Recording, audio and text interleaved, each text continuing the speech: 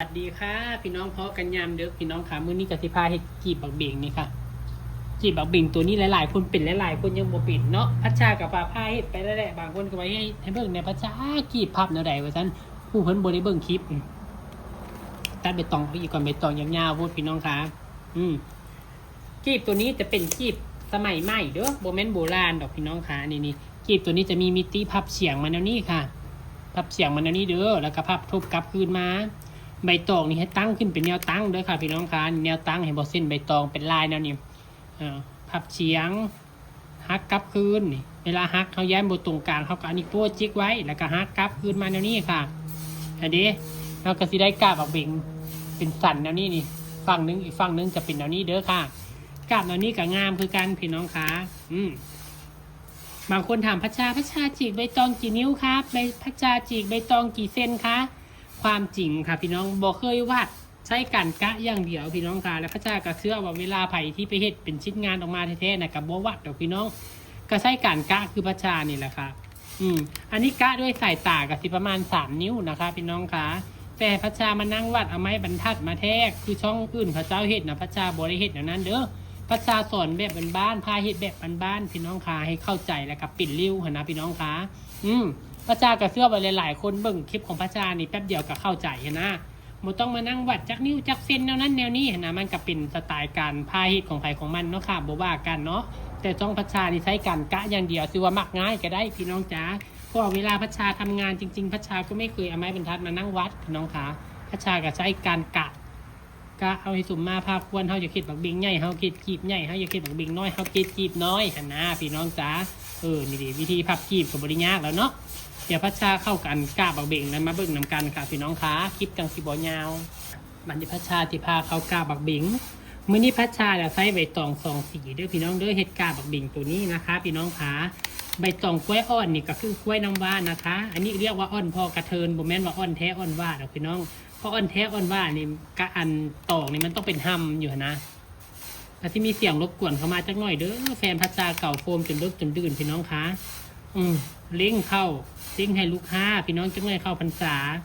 ผู้ใดกับฟ้าวใช้งานมันนี้มื้อใดฝนตกก็เฮ็ดบ่ได้พี่น้องเก่าโฟมนะมื้อใดฝนบ่ตกหันไข่แน่เฮ็ดได้อยู่นะคะพี่น้องค่ะเห็นบ่เฮาสิวางไปแบบนี้ทางเบิด4 กรัมบ่พี่น้องค่ะหลังจากนั้นประชาจะซับเด้อค่ะซับลายที่ซื้อค่ะเอา4 แถวแต่ว่าเฮาซับกากสีเขียวอ่อนสีเขียวเข้มสีเขียวอ่อนสีเขียวเข้มลองเห็ดเบิ่งพี่น้องคะความเพิ่นจะงามบอพระชากับบ่เคยเอากาบตัวนี้มาเล่นลายเห็นนะพี่น้องปกติจะมีตะกาบโบราณนะเวลาเขายิบปอกเบ่งนี่เขายิบไล่ลงทางไตเด้อพี่น้องเด้อนี่วางปุ๊บที่ห้างเอาตามความเหมาะสมเขาเลยให้ยิบไล่ลงแนวนี้ค่ะพี่น้องคะยิบไล่ลงไปแนวนี้เด้อค่ะเห็นบ่บริยุ่งบริยากค่ะนี่เรียงไปเลยเสียงดังกระสีลำคาญจังหน่อยนะพี่น้องเนาะขอโทษขออภัยอีหลีค่ะพี่น้องค่ะเพราะว่ามองเพิ่นเก่าโฟมกับบริไก่กับมองพัชชานั่งถ่ายคลิปนะสถานที่มันบกกว้างเห็นอะไรพี่น้องคะนี่ค่ะมองอื่นผัดไฟบ่ถึงแล้วมันมืดเฮากับย่านงูย่านแย้วยามนี่พี่น้องยามฟ้ายามฝนก็อยู่มองแจ้งๆเนี่ยเพิ่นเฮ็ดเวียกเก่าโฟมก็ได้เห็นเด้ซับไปซับมาก็งามหรอวะพี่น้องเดี๋ยวซับวางไปซับวางมาบอกพระชาจะวางแบบตรงข้ามกันก่อนเด้อค่ะใส่ที่เรียงกันไปเลยก็ได้แต่เสียเอาเทคนิคของพระชาก็ได้ค่ะนี่วางแบบว่ากาบตรงข้ามกันนะแต่จะกาบกันแล้วแต่เฮาโลดค่ะพี่น้องค่ะเอาตามความเหมาะสมแล้วก็ขนาดตามที่เฮาต้องการบ่มีคลิปบ่มีชื่อเด้อพี่น้องเด้อนี่ค่ะสเตปเปอร์ปากกว้างกับไส้ดีแท้ไส้ดีว่าเด้อผู้ใดสนใจก็ใส่สั่งได้เด้อพี่น้องเด้อสเตปเปอร์ปากกว้างใส่ลูกได้2 แถวไส้ดีแท้ไส้ดีว่าค่ะพี่น้องคะไส้ดีไส้ทุนนะคะพี่น้องคะแตกต่างกับราคา100 กว่าบาทเด้อแตกต่างอะไรหรอค่ะใครบ่เคยใส่กับสิบ่ฮู้ค่ะและที่สำคัญบ่แม่นว่าสเตปเปอร์เนี่ยไปใส่กับลูกยี่ห้ออื่นกับบ่ปานใดเด้อค่ะ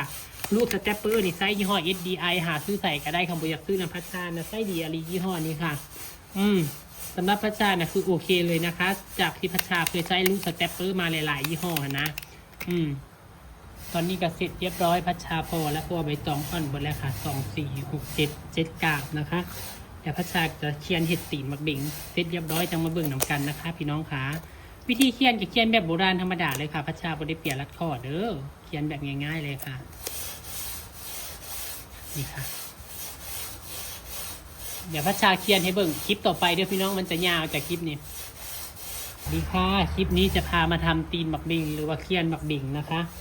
อันนี้ใบตองใหญ่ๆพัชชาก็เลยตัดออกอันนี้ค่ะเบิ่งนำกันได้ค่ะพี่น้องก็จะมีเสียงรบกวนจักหน่อยเด้อเสียงแฟนพัชชาเก่าโฟมพวกคว้างอยู่ค่ะนี่ค่ะพับนั่นนี่เลยค่ะ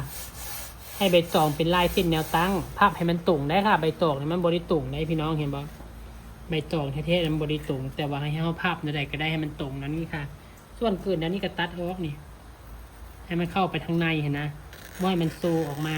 ปลายใบตองนี่ค่ะ เห็นบ่หลังจากนั้นเราก็ลองเอามาเทียบเบิ่งว่า ความยาวความกว้างนี่ซ้ำใดมันจังสิพอดีเห็นนะเทียบเบิ่งก่อนค่ะ นี่กะว่าซ้ำนี้มันพอดีแล้วเราก็ตัดเลยพี่น้องคะนี่ค่ะ ตัดเพื่อไว้น้อยนึงค่ะ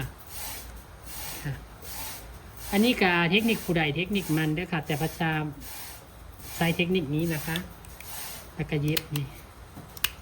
เย็บเข้าไป อันนี้คือการเคี่ยนตีนบักเบ่งแบบโบราณค่ะพี่น้องคะ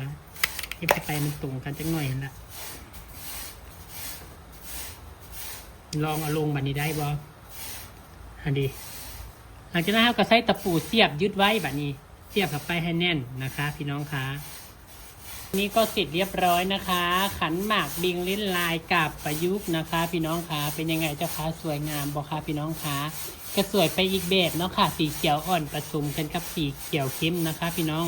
ตีนแบบโบราณยกสูงนะคะ ดูเส้นลายใบตองจะเป็นแนวตั้งเด้อค่ะ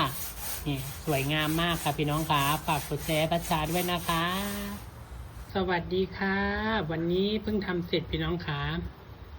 อันนี้จะเป็นกาบบักเบงประยุกต์นะคะเล่นลายนะคะตีนบักเบงแบบโบราณยกสูงนะคะ พี่น้องค่ะเป็นอะไรเจ้าค่ะสวยงามบ่ค่ะ7 กาบ 4 แถวด้วยค่ะพี่น้องค่ะใครอยากคิดลายกาบก็นี่ก็ได้พอดีใบตองอ่อนเบิร์ดพอดีค่ะพี่น้องก็เลยได้พอแค่นี้นะคะ ส่วนคลิปและวิธีการทำเดี๋ยวพัชชาเอาลงให้นะคะคันว่าชื่นชอบในผลงานกับกดแชร์ให้นำในเด้อจ้าฝากกดแชร์พัชชาเนี่ยจ้ายอดวิวตุกแค่ตุกว่าหลีเด้อช่วงนี้จ้า